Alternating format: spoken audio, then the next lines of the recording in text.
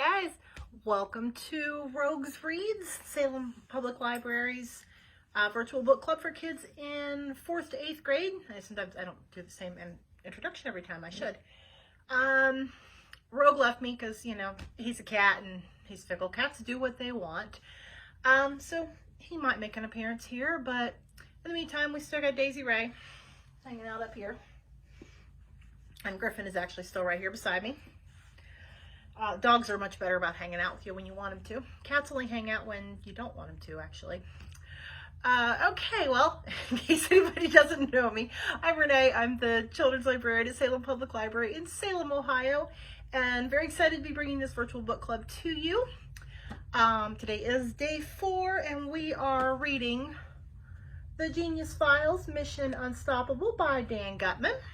This book is available on Hoopla, which you can access through our website. If you've got a library card, so go on there, grab a copy of it so you can read along with me. Helps keep your own skills up. Let's see. So I'm going to tell you. Thank you to Dan Gutman and HarperCollins Publishers for allowing us to use this book in this way and present it to you. Let's see. Where did we stop yesterday? Oh, yes.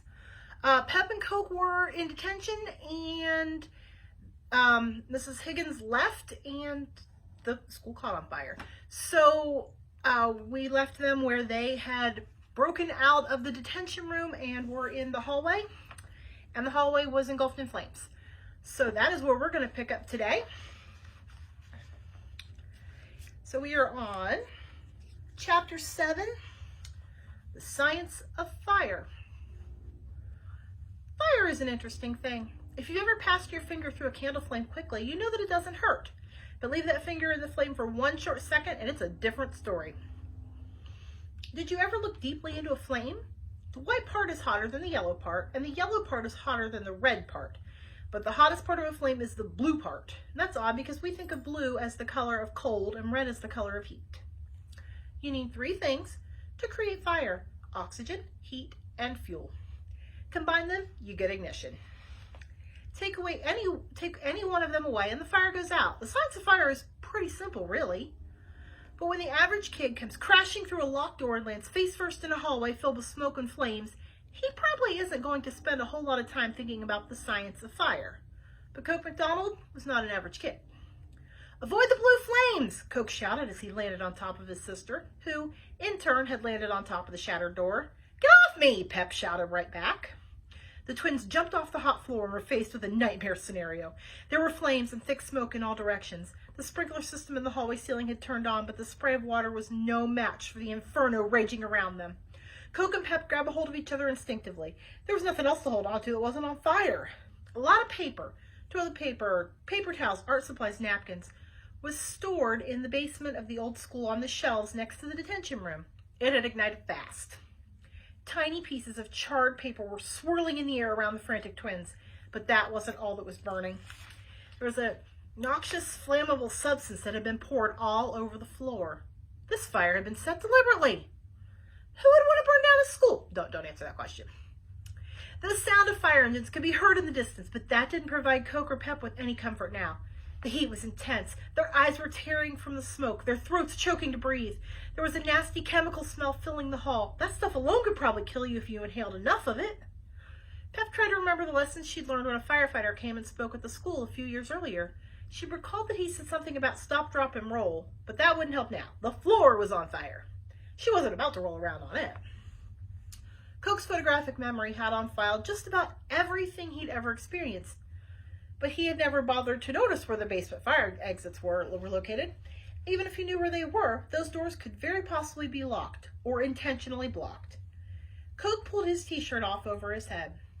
"What, are you trying to be macho?" Pep yelled. "No, I'm trying to live," he replied.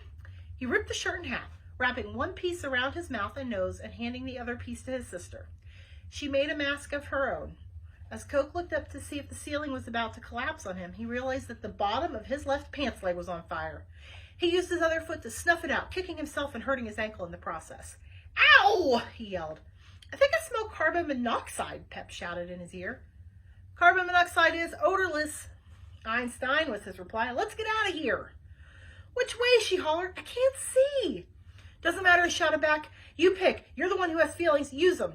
It's too hot, she shouted. Some burning debris fell off a shelf and almost hit her.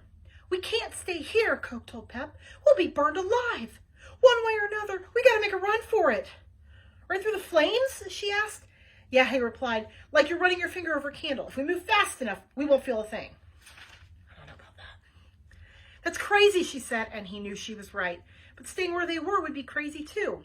Where's the fire extinguisher? Coke yelled. Maybe we can clear a path with it. They fumbled around on the floor until Pep got her hands on the fire extinguisher. Ow! She screamed. It's too hot to touch. Coke picked up a piece of the door they had broken and slapped at the flames with it. This worked to an extent, but the wood was heavy and quickly sapped his strength. We're going to die in here, Pep screamed. And that's when everything went dark. A large cloth had landed on top of them, and they couldn't see a thing. Then they felt hands pulling the edges of the cloth around them. It was damp. They felt themselves being lifted and carried somewhere by somebody. They couldn't get their arms free to struggle. They didn't want to struggle. They wanted to get out of the hallway, and that was what was happening. Somebody had hoisted them up and was carrying them away. The twins felt themselves being pushed through a set of double doors and then outside onto the grass in the playground behind the school. The blanket was pulled off so they could see their rescuer. It was Mr. Roqueford, the school janitor. Bones! I don't mean to be a wet blanket, he told them, but I thought you kids could use one. Coke turned around to see the school enveloped in flames and firefighters in the distance spraying water on it. You speak English? Pep asked Bones. Of course, he replied. We thought you were retarded or something, Coke explained. I believe the politically correct term is mentally challenged, Bones said. Listen, you kids need to get out of town right away. Somebody's trying to kill you. Yeah, I think we kind of figured that out, Coke said. Shouldn't we try to save Mrs. Higgins? Pep asked. She might still be in the building somewhere.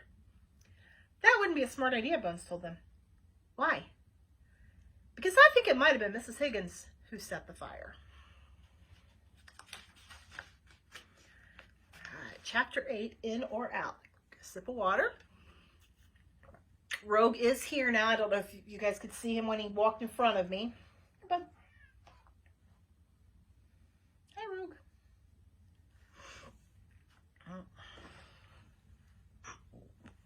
Here he is. Yeah, well, you gotta look at. He wants to look at me instead of you guys. Here he is. Wave. You wave. No. Yeah. Rogue's my buddy. All right, back to our story. In or Out, Chapter 8. As soon as they were safely away from the burning school, Bones pulled the twins out of sight into the woods behind the playground. He tugged at his big bushy beard, and it came off in his hand. He pulled off his mustache. Then he reached under his shirt and tore away a thick piece of foam that had been wrapped around his stomach to make him look like an extremely fat man. Bones was actually skinny. Guess I won't be needing this stuff anymore, he said, tossing his disguise aside. Underneath it all, Bones looked pretty much like a regular guy. It was an amazing transformation. You mean to say you've been wearing a fat suit and pretending to be a mute the whole year? Pep asked him. Why? Because I knew this day would finally come, Bones said. It's a long story. Hey, be nice. The fire department did its best to get the blaze under control, but it was hopeless. By the time the fire was completely extinguished, there wasn't much left to save. It didn't look like there was going to be school come September. Not at West Marin Middle School, anyway.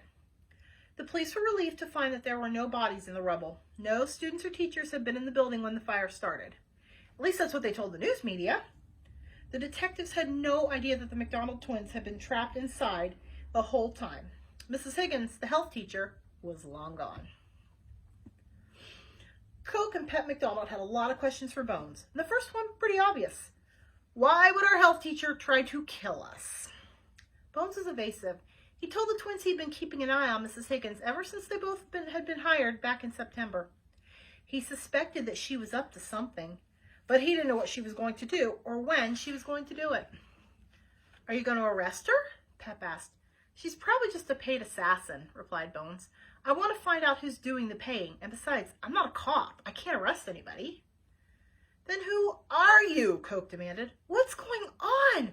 Why is all this happening to us? We have the right to know. We didn't do anything wrong. Yeah, agreed Pep. That's the second time somebody tried to kill us in 2 days. And it wasn't Mrs. Higgins the first time. The first time it was some dudes wearing black suits and bowler hats. Come with me, Bones told the twins. I'll tell you as much as I'm allowed. They walked around the corner to Bones' car, an old Ford with a nice variety of dents on the front and back fenders. This guy was either a lousy driver or, no, he was just a lousy driver. With some reluctance, Coke and Pep got into the back seat. Individually, neither one of them would have set foot inside that car. Even with your twins, still a bad idea. Together, they felt safer. If Bones tried anything funny, at least they had him outnumbered.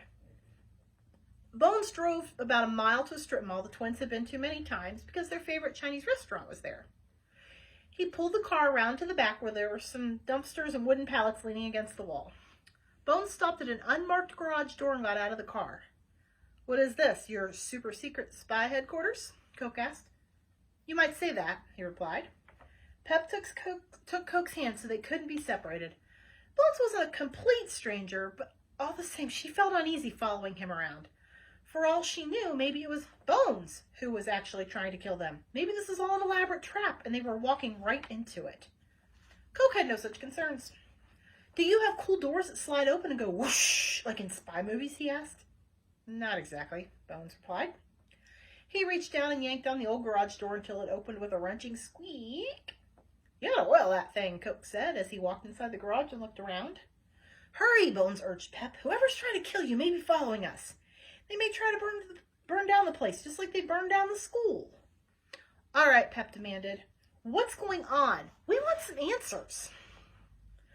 Okay, do the letters T, G, F mean anything to you? Bones asked after Pep had stepped inside. He pulled down the door behind her. No clue. TGF, Coke exclaimed. Yeah, that was the last thing that Lady Maya said to us before we jumped off the cliff. That's right, Pep said, and then she got hit by a dart and collapsed. Nice. TGF stands for the Genius Files, Bones began. It's a top-secret government program. I work for TGF. Maya is one of us.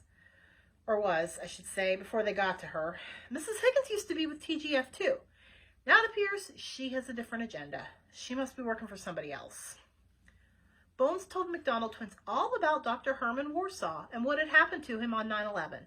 How he'd stepped outside for a cigarette, and as the plane crashed into the Pentagon, he'd come up with the idea of enlisting the smartest kids in the country to solve the world's problems. But somewhere along the way, that genius plan seemed to have gone off the tracks. And you two are a part of TGF too, Bones explained. Ordinarily, Coke would have let out a snort and said, you gotta be kidding me. In his almost 13 years, nothing particularly amazing had happened to him or his sister. They led completely normal lives filled with video games, pizza, TV, and all the normal things that kids in the suburbs are used to. The idea that they were actually part of a vast government program was inconceivable. But there had been 2 attempts on their lives now, and it was starting to sink into Coke's brain that he and his sister were in the middle of something big. Their days as normal kids were over. Why weren't we chosen for TGF, Pep asked. We're not that smart. Speak for yourself, Coke told her. You are extremely smart, Bones told her. But I will tell you that when Dr. Warsaw started the program, he wanted to have a few children who could work as a team, and enlisting twins seemed to be a good way to accomplish that. He may have lowered the baseline score a few points in order to include both of you.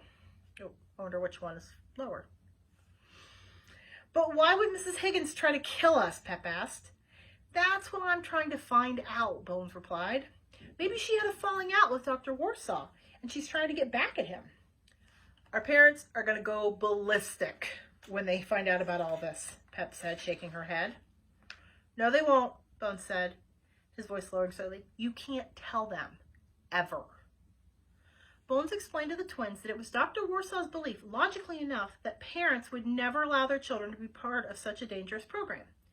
It was also Dr. Warsaw's belief that the Genius Files was so crucial to the security of the United States that parents of the young geniuses must never be informed. The children had to be sworn to secrecy, with the implied threat to their loved ones if word ever got out, and they were strictly forbidden to notify the police or other authority figures about any TGF activities. Wait a minute, Pep said. We never agreed to be part of this Genius Files thing. You can't force us. You're already in it, Bones replied simply. It was all about standardized test scores. Your names are in the computer. Didn't your parents receive a letter saying you would be in a special gifted and talented program? It went out months ago. They probably threw it away, Coke said. Our parents are kind of spacey. If the letter went out months ago, why did you wait until now to contact us, Pep asked. I wanted to wait until we had a mission for you, Bones told her. Now, of course, you have a temporary mission. To stay alive. Let me get this straight, Coke said. It doesn't matter if we agree to be part of this Genius Files thing or not. Either way, Mrs. Higgins and those bowler dudes are trying to kill us. That's unfortunate and true, Bones said. I'm sorry you were put in this position. It was out of my control, but I hope you will agree to help us. What do we have to do? Pep asked. I can't tell you right now for security reasons, Bones replied. Some things are better off not being known. You'll be contacted in due time. That's it? Coke said with some anger in his voice. That's all you're going to tell us? And you expect us to help with your screwball program? This is bogus. What's in it for us? $1 million when you turn 21. $1 million? Pep asked. Each, added Bones. Tax-free, not to mention excitement, travel. Travel, Coke said. Oh, great. So people will be trying to kill us all over the world? We'll never live to be 21. And protection, Bones added. I might mention that we already saved your lives twice.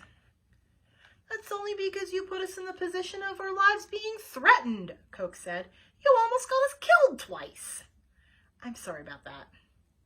Okay, so when do we get to meet this famous Dr. Warsaw? Pep asked. Probably never, Bones told her. I've only met him once myself, the day he hired me. He's a brilliant man and also a recluse. I hear he lives on a boat somewhere. Great, Coke muttered. Are there others out there? Pep asked. Other TGF kids like us? Yes, Bones said. Lots of others. Maybe you'll get to meet them. I don't want to meet them, Pep said. I just want things to go back to normal. You can forget about that, Coke grumbled.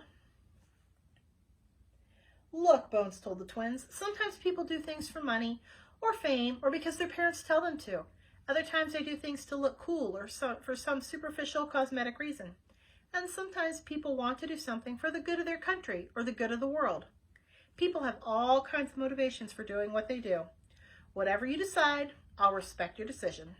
No hard feelings either way. If you decide not to help us, you'll never hear from me again. I'm not saying Mrs. Higgins and those men in bowler hats who have been after you are going to stop, but I promise you won't hear from me again. Of course, if you're in trouble and need help, you won't hear from me either. How long do we have to decide? Coke asked. 5 minutes. The twins went off to the corner of the garage to talk things over. The easy solution, they agreed, would be to walk away. Just say no. Common sense said pretend the whole thing never happened. Go back to their normal lives. But both of them realized that there was no normal life anymore to be had. Somebody was out to get them, and not just their crazy health teacher, Mrs. Higgins. For all they knew, they would step out of the garage to find a group of assassins aiming machine guns at them. It's not like these people were going to leave them alone just because they said they weren't playing the game anymore. And of course, $1 million is $1 million. Being the younger of the two, by 3 minutes, Pep would generally defer to her brother when it came to tough decisions. She said she was torn and would leave the final decision up to him. Coke had a crazy, delusional thought running through his head. There was one thing he didn't get a lot of in his ordinary suburban life. There was one thing that every kid wants more of. It wasn't money, or straight A's, or a cool ringtone. It was attention. When this thing is over, he said to himself, we might be on every talk show and every magazine cover. There will be fan clubs and websites devoted to us. The girls will be crazy for me. I'll be signing autographs for my adoring fans. When this is all over, I'll be so famous that I might have to wear a disguise in public so people won't mob me. I'll be like a rock star. That is, if he was still alive. It would be a gamble. After 5 minutes, Bones asked for an answer using a one-word question. So? Coke took a deep breath. We're in, he replied. And that is where we're stopping for today. My question for you today is, would you take the deal? If you ended up as part of this program and had these missions and if you survive to the age of 21, you get $1 million. Would you do it, or would you walk away? That would be a very hard decision. So, you know, in the comments, tell me, what do you think? Would you take the deal? If you would, and you survive all of these adventures that Coke and Pep are about to embark on, what would you buy with your $1 million when you turn 21? That's a pretty big 21st birthday party. So tell me what you buy. I'm also going to post a link to a video of a fire tornado that this man created. Please don't try to create this thing at home by yourselves. Maybe if you've got a grown-up that knows what they're doing, they might be okay. But don't play with fire. Definitely don't play with fire. Just watch the video. It's actually pretty cool, and I really liked how he goes through his steps. You know, the first experiment doesn't work, so he figures out what, you know, why isn't it working, and he makes adjustments. And I really liked seeing that because it shows us that sometimes we do have to redirect and change our course and to make things work a little better. So those are my 2 activities for you today.